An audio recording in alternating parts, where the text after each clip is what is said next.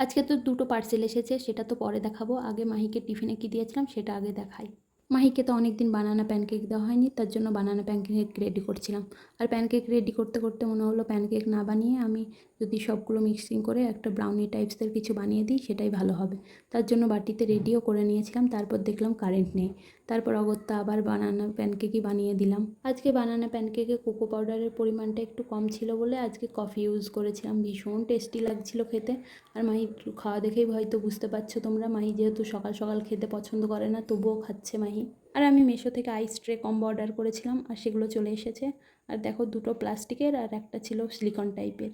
আর প্রোডাক্টগুলো বেশ ভালোই এসেছে। তোমাদের যদি কারো লিঙ্ক লাগে কমেন্ট করো, দিয়ে দেবো।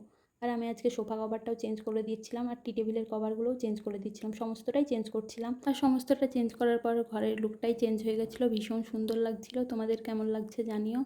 আর আমি একটা ফুলদানিও নিয়েছি ওর সঙ্গে মিশো থেকে।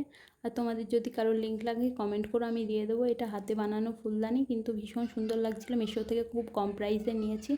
আর তোমাদের আমার ভিডিওগুলো এত পছন্দ করছো তার জন্য অনেক অনেক থ্যাংক ইউ। আর তোমাদের ভিডিও সম্পর্কে কোনো কোশ্চেন থাকলে আমাকে করতে পারো। আর তোমাদের এই ভিডিওটা কেমন লাগলো জানিও। তোমরা সবাই ভালো থেকো, টাটা।